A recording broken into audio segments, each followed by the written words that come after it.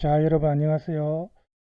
지난 시간에 이어서 어, 우리가 책 내용을 이제 남은 부분을 맞이하겠습니다. 독일 사회에서 이슬람은 통합의 방해 요인인가? 챕터 3입니다. 그래서 우리가 지금 현대 독일 사회 또 유럽 사회를 이해할 때 이제는 이 다문화 그리고 이제 이주민, 이민자들을 혹은 난민들을 배제하고 하기는 어려운 그런 시대적 상황입니다. 물론 우리나라도 지금 다문화 사회에 해당되지만 우리보다 훨씬 그 다문화의 역사가 오래된 곳이 유럽이고, 특히 유럽에서 독일, 프랑스, 영국은 그 인구 비중에서 차지하는 이민자들이 차지하는 비중이 상당히 높거든요.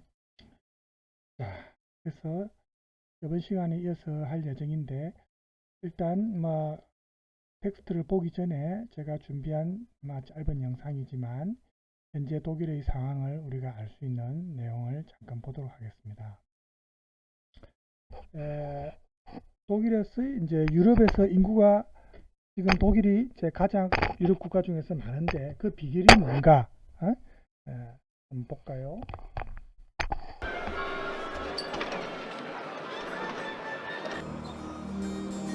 독일은 이미 초고령 사회로 들어섰지만 유럽연합에서 가장 인구가 많은 나라다.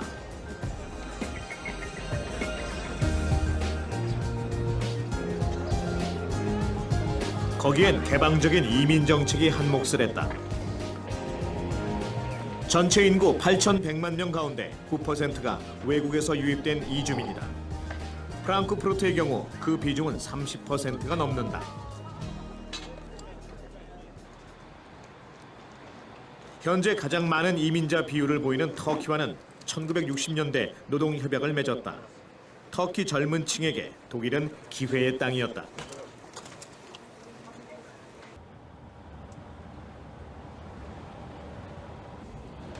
터키에서 나고 자란 둔자이로 지난 90년대 초 일자리를 찾아 독일로 왔다. 그 후로 10년째 운전기사 일을 하고 있다.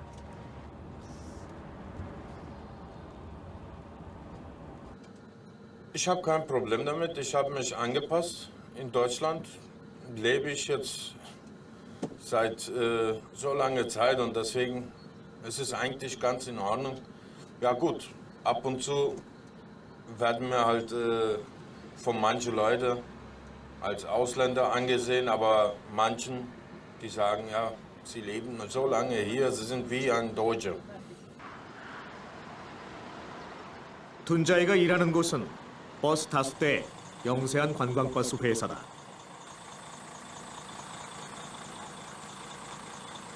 사장 에르탄도 이민 온 후 줄곧 운전기사로 일하다 지금의 회사를 만들었다.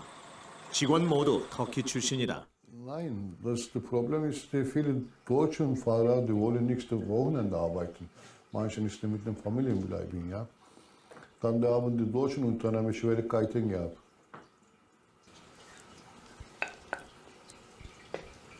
값싼 임금의 터키 이민자 대부 이제 여러분들이 이걸 보면 알 수 있겠지만 주로 이제 독일 다수사에 현지 토착인들이 좀 끓이는 일.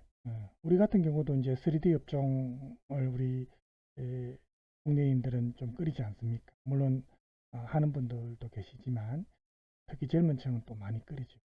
그런 어떤 노동을 이 외국인 노동자들이 대신한다는 겁니다. 그렇죠? 그래서 독일 같은 경우도 마찬가지고, 그래서 지금 저번에도 얘기했지만 독일이 2차 세계대전 후에 이렇게 경제 개발에 매진할 때 노동력이 부족할 때 이 터키인들이 젊은 사람들이 많이 와서 많은 기여를 했다는 겁니다. 물론 그 당시에는 이제 모두 돌아갈 줄 알고 별로 이런 문제에 대해서 독일이 깊이 생각 안 했지만 결국은 이제 2세대, 3세대까지 지금 독일에 거주하다 보니까 지금 이렇게 비율이 높아진 거죠.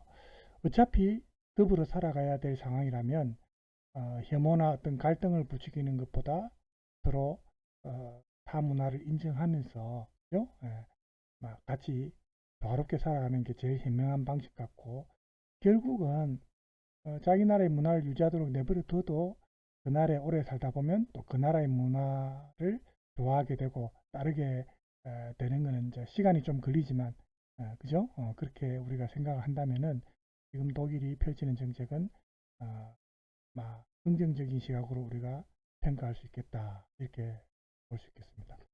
계속해서 조금만 더 보도록 하겠습니다. 대부분은 제조업 분야의 저임금 노동자이거나 노동 강도가 높은 서비스업에 종사해 왔다.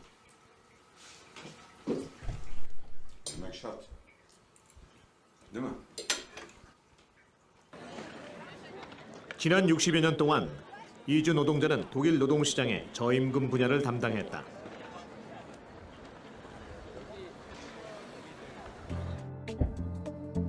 독일의 경제가 상승세를 탈 때면 이민자 숫자도 함께 증가했다. 2013년 한 해 유입 이민자 숫자는 122만 명이 넘는다. 독일은 왜 일찍부터 노동시장을 개방했을까? 그 배경에는 라인강의 기적으로 불리는 경제 부흥기가 있었다. 노동력이 부족해진 독일은 주변국과 노동 이주 협약을 체결했고 대규모 해외 노동자를 수입하기 시작했다.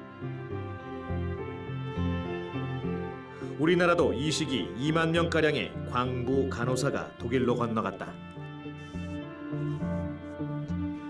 Die Zuwanderung kann auf jeden Fall einen sehr wichtigen Beitrag leisten, also auch zur Stabilisierung des Arbeitskräfteangebotes, dass wenn Zuwanderer über ein langes Erwerbsleben, also auch erfolgreiche Zuwanderer, Steuern zahlen und Sozialversicherungsbeiträge zahlen und sie später dann staatliche Leistungen, aber auch Renten in Anspruch nehmen, dass das netto sogar etwas für den Staat bringt.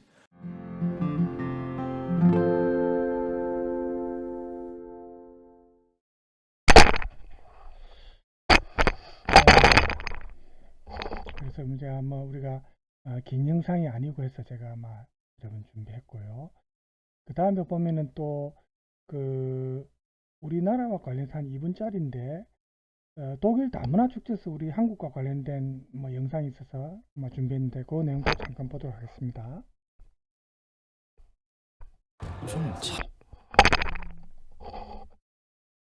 독일의 다름슈타트시는 다른 도시에 비해서 외국 이주민 비율이 높습니다. 이주민들이 한자리에 모여서 서로의 문화를 알리는 시간을 가졌는데요. 다문화 축제의 현장, 김은경 리포터가 다녀왔습니다. 도시의 상징 루드비히 동상이 한눈에 보이는 루이젠플라츠 광장. 칸칸이 마련된 각고 행사장 한쪽에 유독 붐비는 곳이 눈에 띕니다. 녹두전과 김치전, 돼지 불고기가 불티나게 팔리는 한국 행사장인데요. 녹두전에 김치를 척척 올려 먹는 독일 아가씨. Mich interessiert, das wollte ich mal unbedingt probieren. Und ja, die Leute haben schon einen Laden geschaut, waren alle ganz nett und dann bin ich mal hin und ja, habe mir das angeschaut und dann bestellt. Es schmeckt sehr gut, ja. Also vor allem das Schweinefleisch hat mich überrascht. 구경꾼들로 둘러싸인 특설 무대. 합기도가 선보였는데요. 한 꼬마는 따라하느라 정신이 없습니다. 여성 관람객들의 시선을 끈 것은 호신술 시범. 동작 하나하나를 눈에 담습니다. 남자들의 관심은 역시 화끈한 격파와 대련. Das Fest ist ja dafür da, dass man sich die unterschiedlichen kulturellen Eigenschaften von den unterschiedlichen Völkern sich mal anschaut, gegenseitige Interesse zeigt und im Endeffekt ein schönes Zusammenleben. 각국의 공연과 음악, 음식으로 하나의 공동체가 되었던 날, 축제 한가운데에는 대한민국이 있었는데요. 우리 한민족의 그 자긍심과 그러니까 우수한 문화를 알리기 위해서 참여하는 거죠. 해가 갈수록 이 사람들이 한국을 역시 많이 알고 있구나. 한류 영향이 큰 것 같아요. 역시. 더불어 산다는 것이 무엇인지 느껴지는 현장에서 YTN 월드 김은경입니다. 네. 요즘에 사실은 우리 한류 영향 때문이죠. K-팝이나 K-드라마, 넷플릭스를 통해서 우리 한국 드라마를 또 많이 보고 하니까 그 드라마 속에 우리 한국 음식 먹는 장면들이 또 많이 나오지 않습니까? 제가 독일에 있는 친구들한테 한 번씩 연락을 들어서 제가 물어보면은 그 한국 음식 파는 데가 요즘 굉장히 많이 생겼고 인기가 좋답니다. 실제로도. 자, 뭐 이런 내용도 우리가 한 번씩 볼 필요가 있죠. 자, 그러면 다시 책으로 돌아갔어요. 물론 지금 이렇게 이제 유럽에서 다른 나라에 비해서 이제 독일이 그래도 다문화와 관련해서 갈등이 그래도 적은 편이고, 프랑스나 영국과 비교하면, 그죠? 큰 소요 사태나 뭐 사람이 죽는다든지 그런 참사 이런 건 없었습니다. 그렇지만 이게 이제 금방 이렇게 다문화와 관련해서 지금처럼 평화롭게 이렇게 자리를 잡은 건 아니고, 처음에는 사실 갈등이 많았습니다. 지금 우리는 갈등이 많았던 그 과정을 지금 보고 있는 겁니다. 그런 과정을 지나서 지금 어느 정도 안정기에 접어들었거든요. 물론 완전히 성공한 다문화 사회는 아직 아니죠. 유럽 전체적으로 볼 때. 그렇지만 이제 독일 같은 경우에는 가장 어쨌든 다문화 사회와 관련해서 프랑스나 영국과 비교할 때는 좀 안정적이다, 이렇게 볼 수가 있습니다. 자, 그렇지만 우리가 어떤 면에서 갈등이 있는지는 봅시다. 우리가 타산지석으로 삼을 수 있는 부분이 있는지. 먼저 이슬람의 이름으로 행해지는 폭력이라는 부분을 보면은 유럽 미디어가 특히 이제 그런 부분을 많이 좀 자극적인 걸 뉴스에 많이 보내고, 특히 테러 같은 경우를 집중적으로 보도하고 하니까 사실은 이슬람 이미지가 사실은 부정적인 이미지가 많았습니다. 그렇죠? 그렇지만 그게 이슬람의 전체적인 이미지는 사실은 아니죠. 우리가 일부를 전체로 일반화해서는 곤란하겠죠. 그러면 어떤 면을 독일에서는 좀 부정적으로 보고 있는지. 먼저 결혼 문화와 관련해서 좀 차이가 있죠. 전복희 씨라는 연구자가 죄송합니다. 기침이 자꾸 나왔습니다.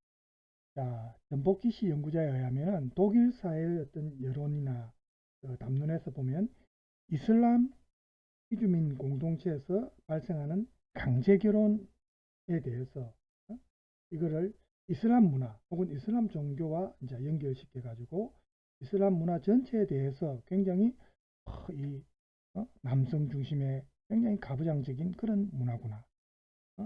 또 남성 중심의 어떤 폭력적인 그런 성향이 많구나. 이렇게 보는 관점이 많습니다. 그런데 사실 독일 내에서 이런 이슬람 이주민 공동체는 이 공동체가 이제 강제 결혼을 이슬람 문화와 연관시키는 것을 자기들은 굉장히 싫어합니다. 이걸 이슬람에 대한 차별이라고 생각하고 이주민들의 권리를 무시하는 것이라고 생각을 하죠. 그래서 이제 여기에 대해서 저항도 하고 비판도 하는데, 그래서 독일 사회와 이슬람 이주민 공동체 간의 어떤 문화적 대립이 이제 강조되고, 그래서 독일 사회도 그렇고 이슬람 이주민 사회에서도 그렇고 이게 젠더 이슈로서, 여러분 젠더 알죠? 일종의 사회적 성이라고 할 수 있죠. 우리가 신체적인 육체적 성관계가 아니고 사회적인 의미에서의 성을 말하죠. 이 젠더 이슈로서의 강제 결혼의 문제점이 사실은 오히려 희석되어 버리는 그런 결과를 가져왔습니다. 그래서 강제 결혼에 대해서 이렇게 문화적으로 접근할 때 이걸 너무 확대하고 재생산해 가지고 이걸 반이슬람주의와 연결시키고 이슬람 문화 전체에 대해서 비판하고 이렇게 해버리면은 결국 독일의 다문화 정책이나 이슬람 이주민을 독일 사회에 통합시키는 정책은 좋지 않은 방향으로 흘러갈 수밖에 없거든요. 오히려 갈등이 생기니까.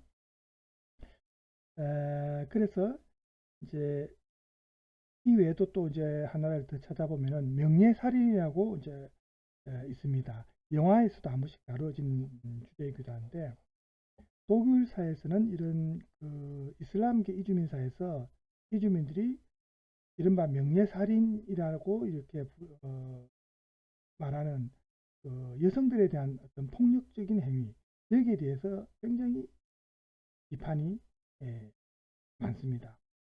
명예살인이라는 것은 가족이나 공동체의 어떤 자기들의 어떤 명예를 더럽혔다. 그런 이유로 자기 가족 구성원을 살인하는 행위입니다. 명예를 지키기 위한 이유가 살인을 정당화할 수 있다는 것은 말이 안 되죠. 그런데 보통 간통을 저지른 여성이나 혼인 전에 성관계를 가진 여성에 대한 살인이 이제 명예살인으로 원래 알려졌었는데, 이런 명예살인은 사실 대부분 중동권 혹은 인도 등의 국가에서 간혹 있습니다.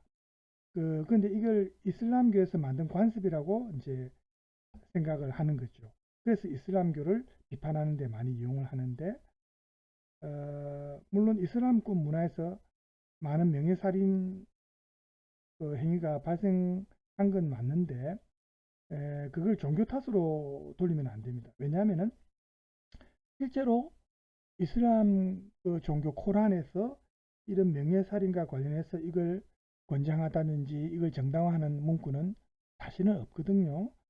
그래서 이거를 자기들이 개인적인 어떤 그 복수심이나 자기 가족의 어떤 이름으로 명예가 더럽혀졌다 해서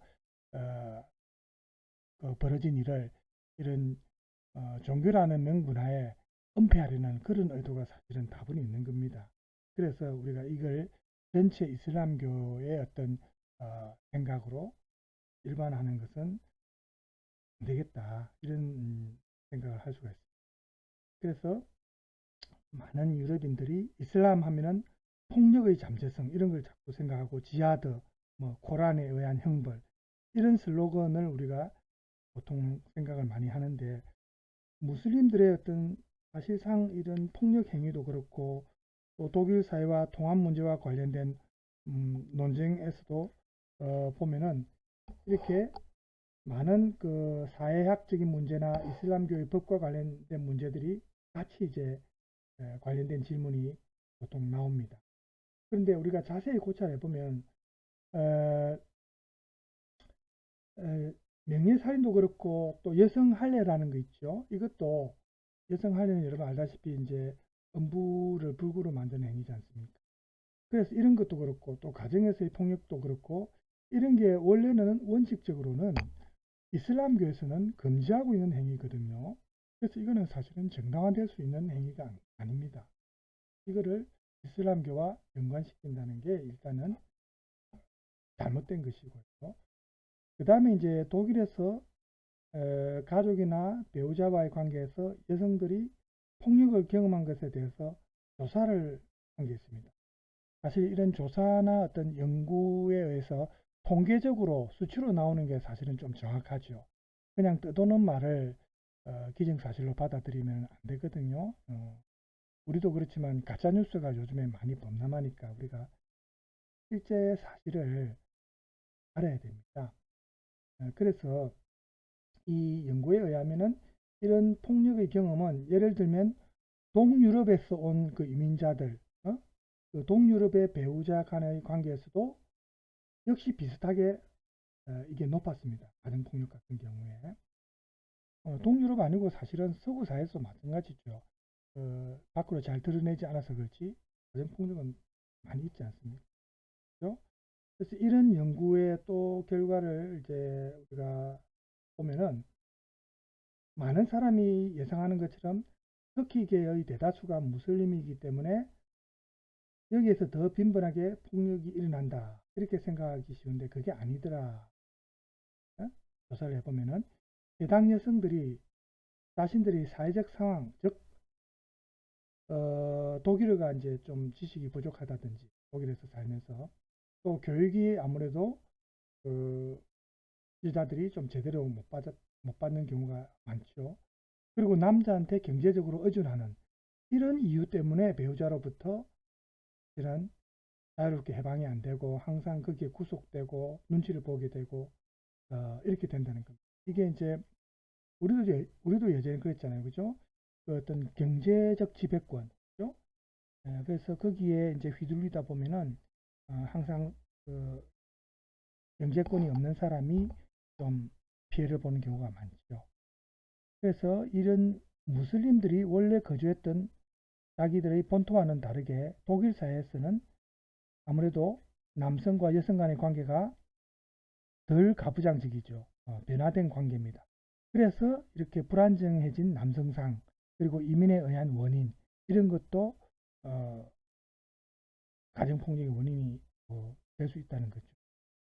그래서 이런 다양한 이유가 있고 또 이제 이슬람권 가정에서만 일어나는 일은 아닌데 이거를 이슬람권에서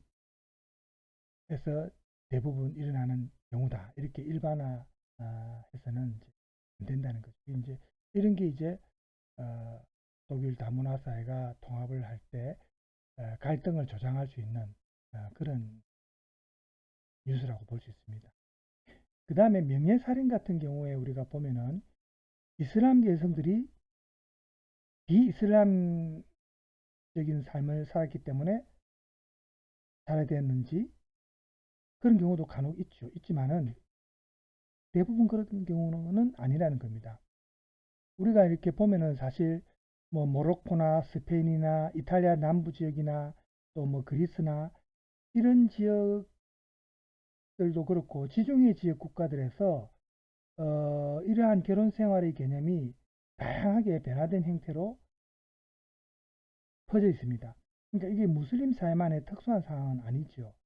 예를 들어서 이탈리아 같은 경우에 이탈리아 마피아 사회가 유명하지 않습니까? 그죠? 이탈리아 마피아 사회나 또 카모라 조직, 카모라는 이제 여기 이제 여러분 그 학교 보면 나오지만 1820년 이탈리아에서 조직된 비밀 결사 조직으로서 일명 나폴리의 마피아라고 불린답니다. 뭐 어쨌든 마피아의 일종이죠. 그래서 이런 이탈리아 마피아 사회나 카모라 조직 사회 이런 데서도 명예가 중요한 역할을 합니다. 그래서 이런 명예 개념이 이민을 통해서 새롭게 이제 그 이민 간 나라에서도 이런 경우가 생긴다는 거죠. 그래서 이런 거를 명예살인이 이슬람권에서만 일어난다고 우리가 생각해서는 안 되고 일반화해서도 안 되겠다는 겁니다. 그래서 이러한 명예가 종종 아까도 제가 얘기했지만 개인의 잘못된 행동인데 그걸 정당화하는 근거로 갖다 대는 게 이제 뭐 이슬람교의 법칙에 뭐 이런 식으로 이유를 대면은 사실은 이슬람교 법칙에는 그런 문구가 없거든요. 그래서 이게 사실은 엉터리라는 겁니다. 자기 개인적인 이유인데 이거를 그렇게 이제 핑계를 댔다는 거죠. 예를 들어서 최근에 이제 명예살인과 관련해서 우리 언론의 기사를 보면은 파키스탄에서는 예전에 이제 공공연하게 벌어지던 이 명예살인이 앞으로는 법으로 금지되었습니다. 2016년인데 12월 22일에 파키스탄 국회주 상원이 명예살인 범죄자에 대한 처벌을 강화하는 법률 개정안을 만장일치로 통과시켰다. 그래서 이 개정안에 보면은 명예살인 피해자 가족이 용서하면 범죄자를 처벌하지 않는 예외 규정이 원래 있었는데 이 예외 규정을 삭제해 버렸습니다. 다시 말해서 이 명예살인이라는 개념 자체를 이제는 부정하는 거죠. 명예살인 범죄자는 최소 징역 25년형에 처하도록 이렇게 법으로 명문화해 놨습니다. 그래서 우리가 이런 점에 대해서 이슬람교에서 유래하는 아주 폭력적인 가부장적인 어떤 그런 풍습이다 이렇게 생각해서는 곤란하다는 거죠. 그리고 이제 이런 그 내용을 또 조금 더 연구하다 보니까 이런 결과도 나왔답니다. 오히려 어린 시절 범죄를 유발하는 주변 환경이나 폭력을 경험한 이런 다양한 요인들이 이 이민자들의 환경에서 이 청소년들의 폭력성을 촉진할 수 있는 그런 어떤 원인이 되었답니다. 그리고 또 다른 이제 통계를 보면은 그 이주자 가정 출신의 청소년들이 독일에서 오래 살면 살수록 점점 더 폭력성이 증가했다는 실상이 나타났습니다. 그러니까 이런 맥락에서 우리가 볼 때 이렇게 점점 증가하는 폭력이 결국은 이민을 온 그 독일 사회에서의 그 환경에서 처음으로 발생하기 시작했고 원래 출신 국가에서는 이런 폭력성이 이보다는 더 적었다는 그런 연구 결과가 있거든요. 그래서 오히려 이민 와서 타 지역에서 타 문화와 이제 살다 보니까 스트레스도 많이 받고 또 문화적 충돌도 있고 그러다 보니까 청소년들이 자기들이 차별받으니까 여기에 대해서 분노를 표출하고 이런 경우가 사실은 더 큰 원인이지 그 명예살인이라는 뭐 어떤 이슬람권의 풍습이 원인이다. 이렇게 보는 것은 이제 객관적인 시각에서 볼 때 그렇지 않다는 거죠. 그 다음에 이제 우리가 저번에도 한번 언급한 내용인데 히잡과 관련해서 잠깐 보겠습니다. 우리 국내에서도 요즘에 뭐 저도 뭐 지하철이나 또 뭐 학교 내에서도 뭐 여학생들 중에서도 이슬람권 여학생들 먼저 히잡을 그런 여학생들이 많이 있는데 우리는 거기에 대해서 사실은 별로 거부감이 없어요. 저도 뭐 그죠? 여러분은 어떤지 모르겠는데 저는 별로 거부감이 없어. 그 나라 풍습이고 뭐 그 나라 의복문화인데 그걸 가지고 뭐 무슨 얘기 한다는 것 자체가 차별적 시선에서 온 거 아니냐 이런 생각이 저는 듭니다.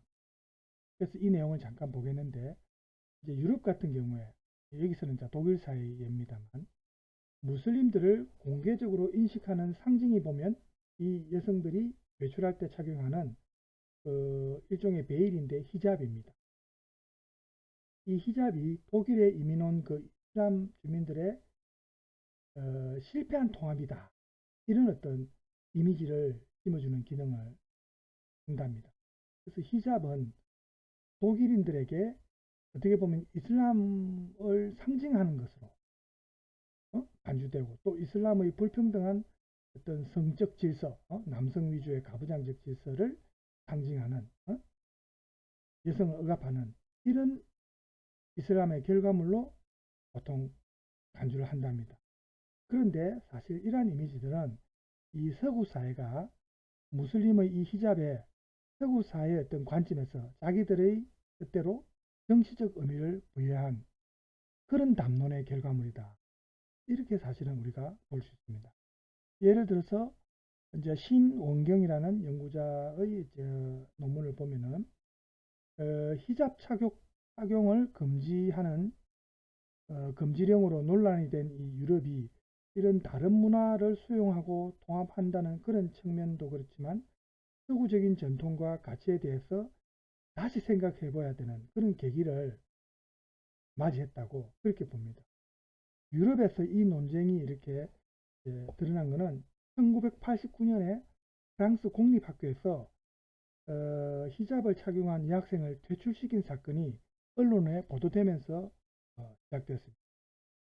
이후에 2004년도 프랑스 히잡 착용 금지법이 압도적인 찬성으로 국회에서 통과됐습니다.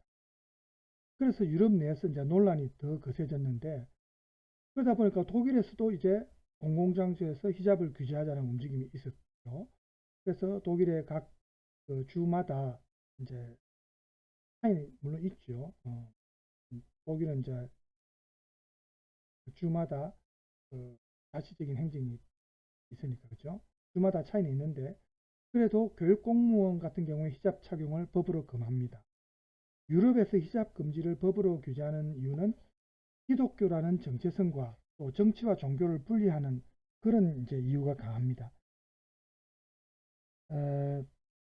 그런데 사실 독일 같은 경우에 이 히잡 논쟁이 유럽에서 논란이 된 그 논쟁하고는 조금 독일은 구별할 필요가 있습니다. 왜냐하면 프랑스 같은 경우는 이제 히잡 금지령을 제일 먼저 이렇게 지도한 국가가 프랑스인데 정교 분리 원칙이 엄격하죠. 프랑스는.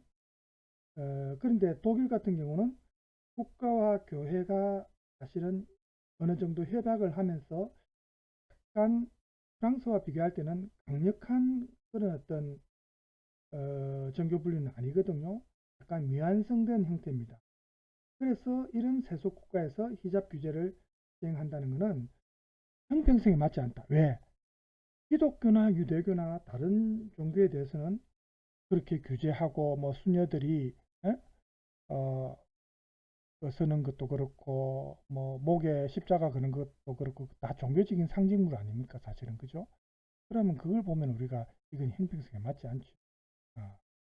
그래서 이게 이제 유럽 다른 나라에서 다 각국에서 시행하니까 독일도 그걸 뭐 공공장소에서는 뭐 학생들을 가르치는 교사가 예를 들어서 히잡을 착용한다든지 이런 거는 이제 금지령으로 이제 지도하려고 했었지.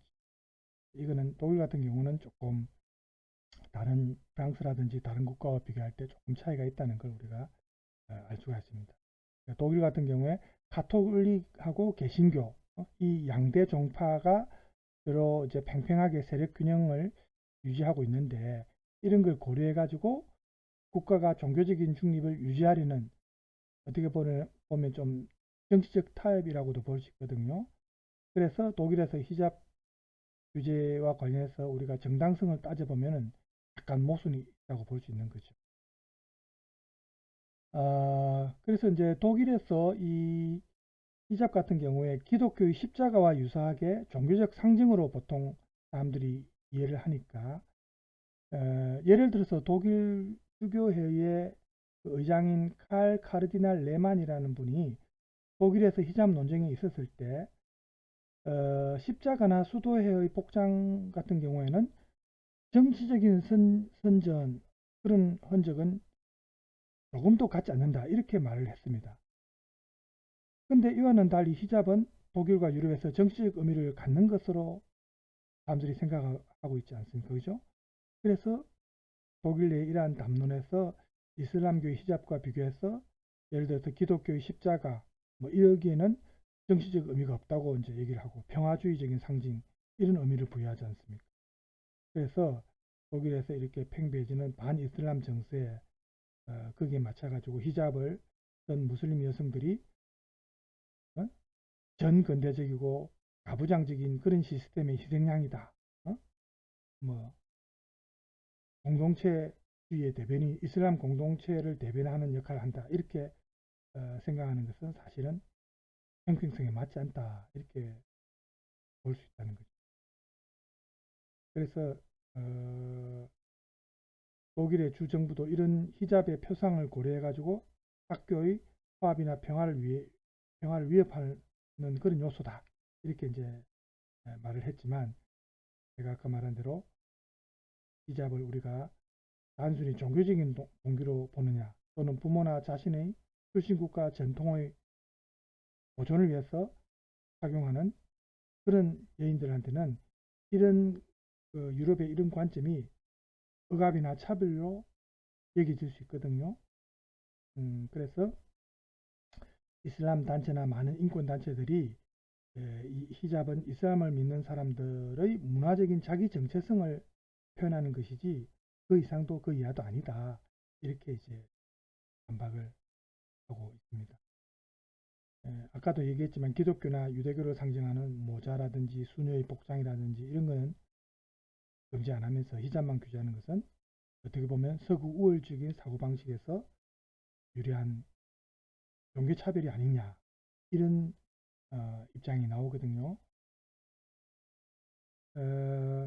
사실 우리가 역사적으로 따지고 보면 모든 지중해 문화에서 다양한 종교적 성향을 가진 여성들이 착용하는 뭐 베일이나 두건 이런 거는 사실은 기독교가 이슬람교보다 훨씬 더 오래된 전통이거든요. 그래서 젠더 연구자인 크리스티나 폰 브라운 이분이 이제 한 말을 우리가 보면은 방금 제가 말한 그런 입장이고 또 입장이 다른 사람도 있습니다. 여기 슈바르츠라는 분은 또 이런 두건이나 복면이 희를 상징하고 전 세계를 신의 국가로 흉악하게 만들려고 하는 이슬람교의 십자군 전쟁의 깃발이다. 이렇게 또 갈등을 조장하는 의견을 내기도 합니다. 그래서 이렇게 이제 우리가 사실은 조금 객관적인 시각에서 보면 종교의 자유를 보장한다면은 모두에게 똑같이 적용을 해야 되지 특정 종교만 배제한다든지 특정 종교에만 다른 잣대를 들이댄다든지 이렇게 해서는 곤란하겠죠.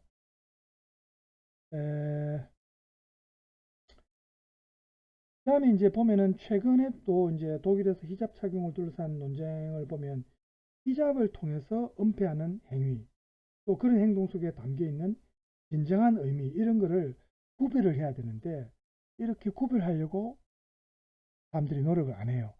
사실 의복 착용 같은 행위는 우리가 어떤 지역의 의복 전통이라든지 또 그때마다의 어떤 역사적인 맥락, 정치적인 맥락 또 그 지역의 종교 정책, 뭐 의복 정책 모든 게 다 고려가 돼야 되거든요. 그래서 이란 같은 경우도 우리가 이제 중동 그 이슬람 국가를 좀 전근대적이다. 특히 서구의 관점에서는 자기들의 우월주의적 시각에서 그렇게 이제 보지만 최근에 보면은 이제 예를 들어서 이란이죠. 1979년에 그 이후에 보면은 남성과 여성을 구별하는 엄격한 정책이 그 당시에도 있었지만 모든 교육 분야에서 여성들의 어떤 참여나 여성들의 몫이 많이 상승했어요. 예를 들어서 사법기관이나 대학이나 미디어 분야에 종사하는 여성들의 수가 굉장히 증가했고 또 여성들의 대학 졸업생 수가 남성들을 오히려 추월했습니다. 그런데도 이 서구의 계몽된 가치 질서가 해방된 여성들을 배출한다. 시대에 뒤떨어지고 정체된 이슬람교가 여성들을 폭박한다. 이렇게 이제 서구 입장에서는 이분법적인 시각으로 아직도 보고 있다는 겁니다. 그래서 이런 것도 사실은 우리가 실제 현실을 고려하면서 다시 생각해야 될 문제고요. 이렇게 다양한 입장들이 많이 있는데 그럼에도 불구하고 우리가 히잡을 착용하는 문제와 관련해서 다양한 모순이 아직도 있습니다. 아까도 얘기했지만 한편에서는 히잡이 노골적이고 공공연하게 정치적인 측면의 이슬람을 선전하는 역할을 한다. 상징하는 역할을 한다. 그래서 이 히잡과 함께 문화적인 경계 구분을 하고 있기 때문에 히잡이 유럽사회에서 거부되고 있다. 이렇게 주장하는 쪽이 있고 주로 이제 유럽 극우주의적 입장에서는 이제 그렇게 얘기를 하죠. 그 다음에 다른 한편에서는 이제 히잡이 이슬람 사회에서 여성의 억압에 대한 증거로 간주되고 여성 자체가 가부장적 체제의 수동적 대상으로 여겨지고 있다. 이런 시각도 있습니다. 이런 다양한 이유로 히잡을 착용한 여자가 유럽이나 독일에서는 희생자로 비춰지는 거죠. 능동적인 자기 권리를 갖는 능동적인 주체가 아니고 희생자로 이제 여겨지는 겁니다. 그런데 사실 잠깐만요. 코가 좀 좋습니다. 죄송합니다. 그런데 이 히잡을 착용한 여인들이 뭐 자발적이든 혹은 타의에 의해서든 상관없이 이 차별당한 경험들은 독일 사회에서 혹은 유럽 사회에서 이슈가 되지 않습니다. 왜 그러냐면 히잡을 이렇게 착용한 여인들은 독일이나 유럽 사회에서는 이슬람에 대한 부정적인 담론에서만 이용이 된다는 겁니다. 히잡을 착용한 여성의 종교에 대한 이해나 그런 배려는 이 여인한테서는 박탈된다는 거죠. 그러니까 이슬람을 공격하기 위한 수단으로서는 이용이 되지만 이 여성 개인에 대해서 이 여성의 어떤 종교에 대해서 어떤 배려라든지 이 여성의 입장은 고려가 안 된다는 겁니다. 그죠? 그게 이제 또 문제가 되고 그 다음에 이제 히잡 착용과 관련해서 조금만 더 보자면요. 독일에서 이렇게 이제 히잡을 착용한 여인들의 어떤 동기를 뭐 개인적 동기라든지 이런 걸 이렇게 조사해본 연구가 있었습니다. 이민자와 피난민을 담당하는 연방정부기관에 의해서 발행된 책이 있는데 독일에서의 무슬림의 삶이라는 책이 있습니다. 연구서입니다. 여기에 보면은 무슬림 여인들 사이에 히잡이 널리 전파된 이유에 대해서 경험에 의해서 모은 자료들이 여기에 나와 있습니다. 그래서 이 연구소에 보니까 무슬림 여인들의 28% 정도가 히잡을 착용하고 있고 또 다수에 해당되는 72%는 이에 반대하지 않았습니다. 히잡을 착용한 여인들 중 10세 이하의 소녀의 비중은 2.5% 정도밖에 안 됩니다. 이제 독일어로 그룬투슐레 하면 이제 초등학교죠.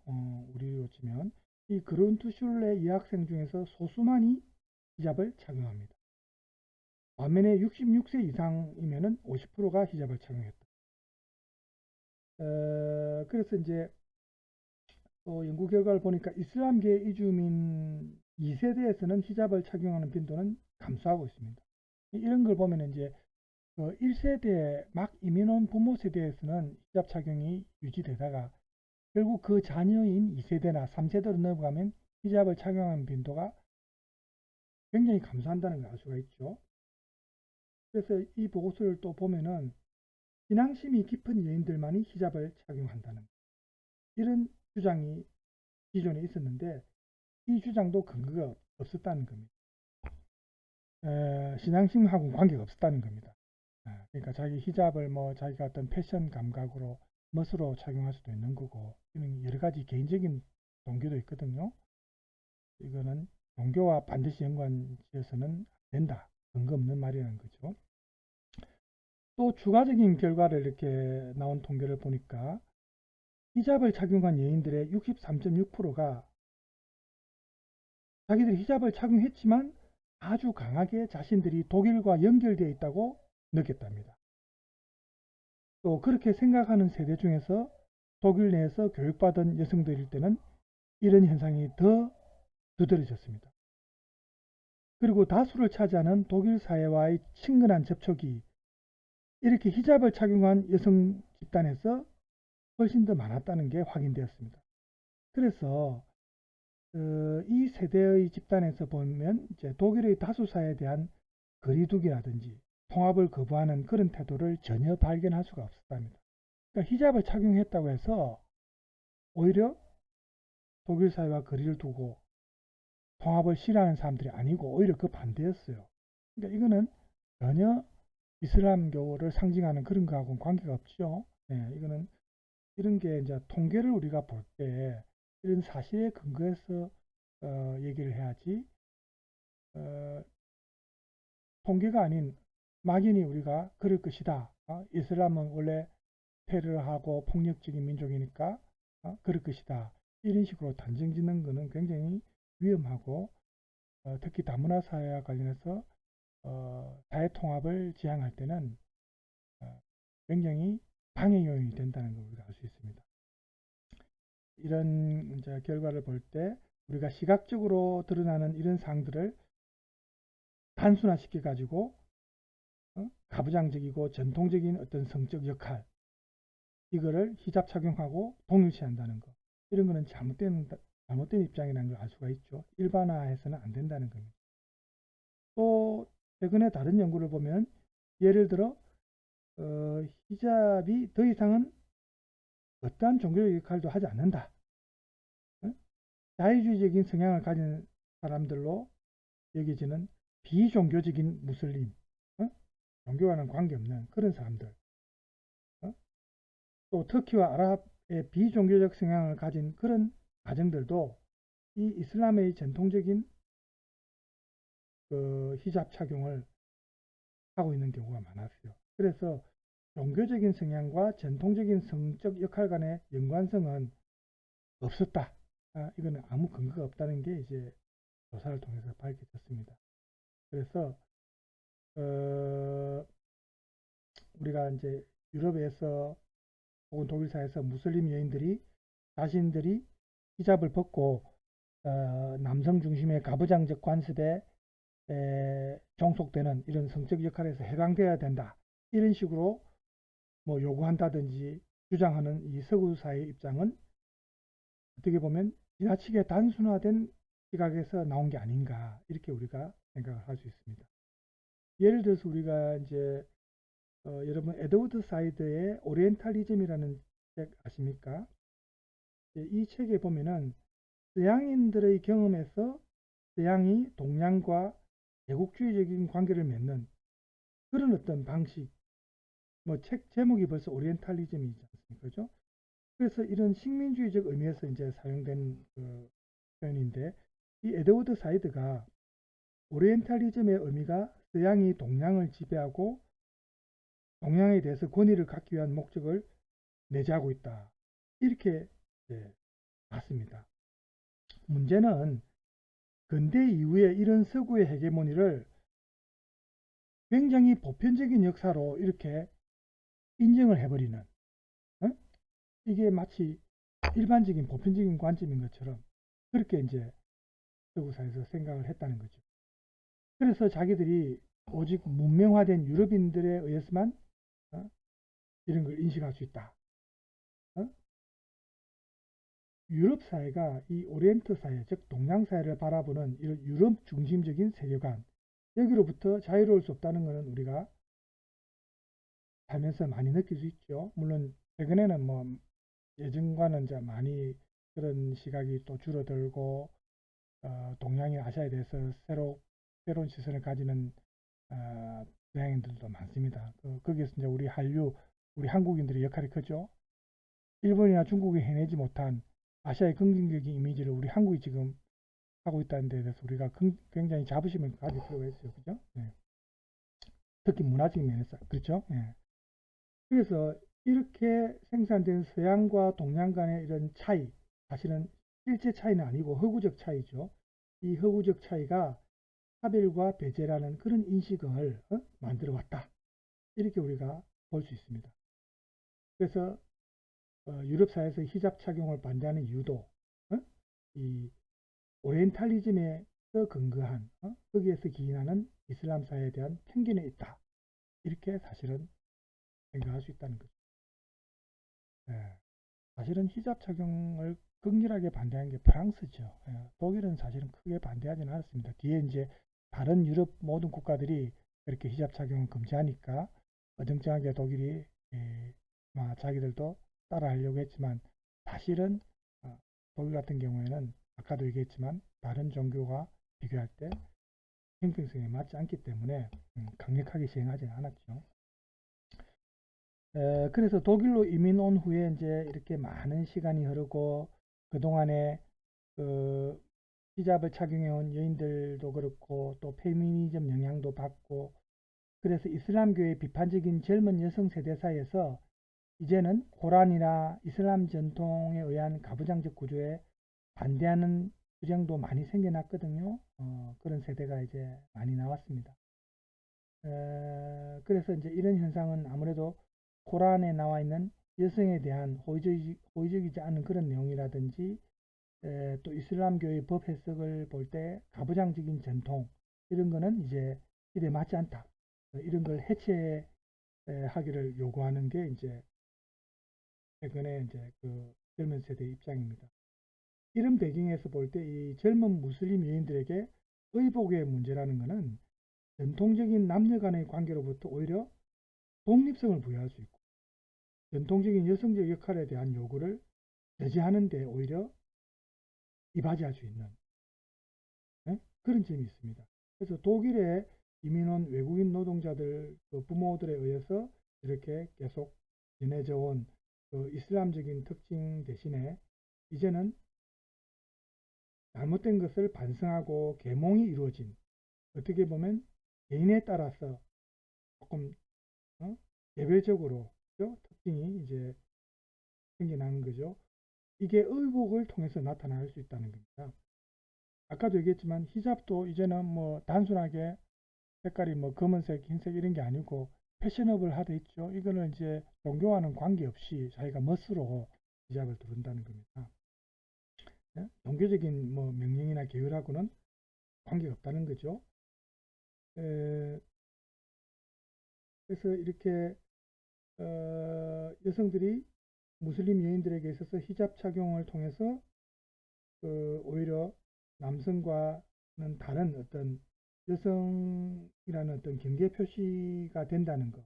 어떤 면에서는 여성 자신에 대해서 인식하고 정체성을 구축하는 데 도움이 될 수도 있습니다. 왜냐하면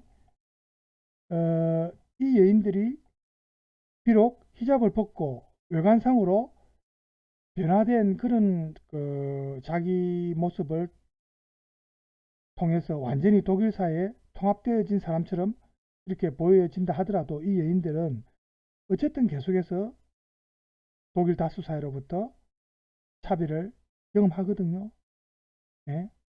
외모를 통해서 벌써 드러나니까 본토 사람이 아니지. 그죠?